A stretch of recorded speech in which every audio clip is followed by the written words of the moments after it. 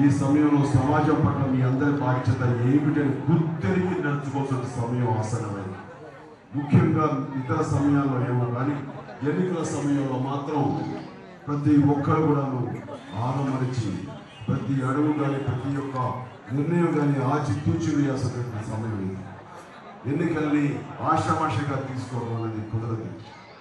ఒక్కొక్క ఓటు మన భవిష్యత్తుని, మన దేశ రాష్ట్ర, మన జిల్లా, మన ఊరు, మన నియోజకవర్గం, మన వీధి, మన ఇంటి, మన ఇంట్లో మనుషుల భవిష్యత్తును నిర్దేశించేటటువంటి అంత విలువైన ఓటు.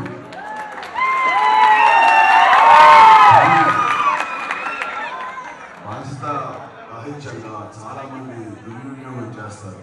ఆ సమయంలో ఇతర పార్టీ వాళ్ళు మీ యువకులు కావాల్సిన చిన్ని అవసరాలు, రోజు 2 రోజుల్లో తెచ్చుకుని చిన్న అవసరాలకు మిమ్మల్ని ప్రలోభ పెట్టేటువంటి అవకాశాలు ఉన్నాయి. దానికి లోపడితే నిజంగా మీ బలహీనంగా అనిపిస్తుంది.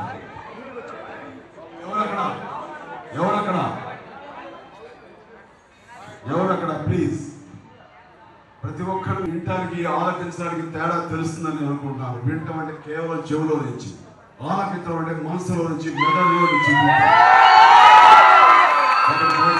ఒక క్షణం నిశ్శబ్దంలో నేను కోరుకున్నాను. ఈ రోజున ఇక్కడ జరిగే ఎన్నికలు ఈసారి ఈ యొక్క ఎన్నికల సంగ్రామం అవినీతికి నీతికి జరుగుతుంది. అవినీతి పరులైనటువంటి వాళ్ళు ఈ రోజున అధికారం చేజిక్కించుకోవడానికి ప్రజలని మభ్యపెట్టి అవినీతి పరులు చేయాలని చూస్తున్నారు. వాళ్ళ మచ్చ, వాళ్ళ రంగు, వాళ్ళ పూత మీకు అంటగట్టాలని, మీకు పుయ్యాలని చూస్తున్నారు. దయచేసి పుయ్యవద్దు.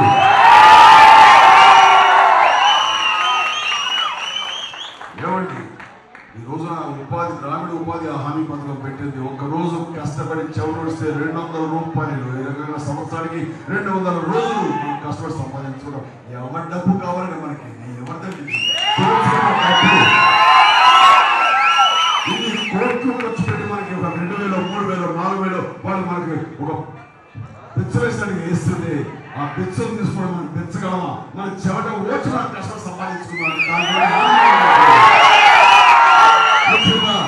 యువత మీరు తెలుసుకోవాలి.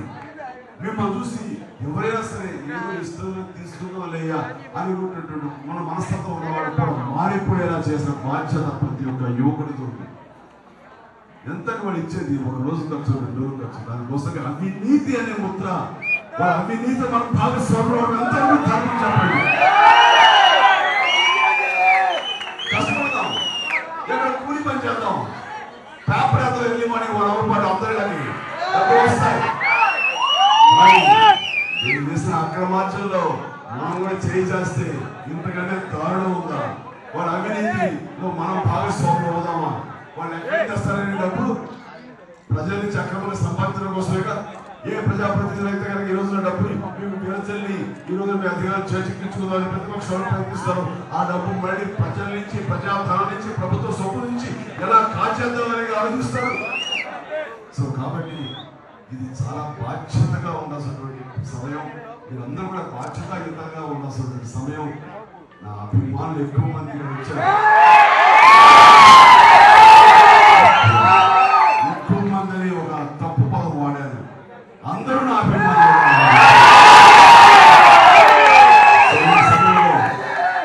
ఈ సభలో ముందుగా మీకందరికీ నా ధన్యవాదాలు తెలియజేస్తూ, ఈ రోజున కాంగ్రెస్ ఏమీ లేదు, చిరంజీవి పని నెమ్మదిగా తగ్గుతుంది. అన్నవాళ్ళు వచ్చి చూడమని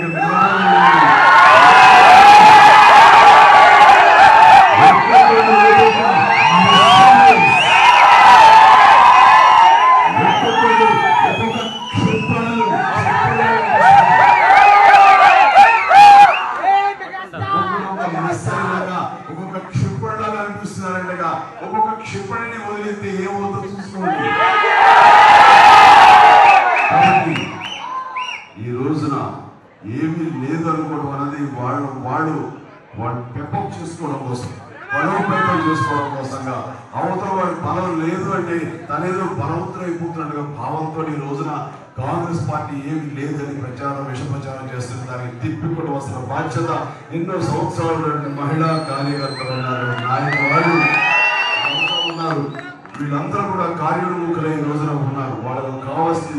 ఈ రోజున మీలాంటి యువతరంలో కావాలి.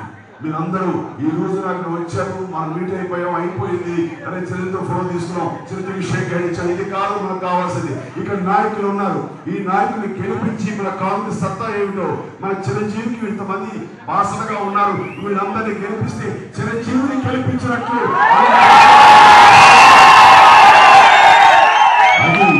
అది నిజమైనటువంటి మీ అభిమానానికి నిదర్శనం.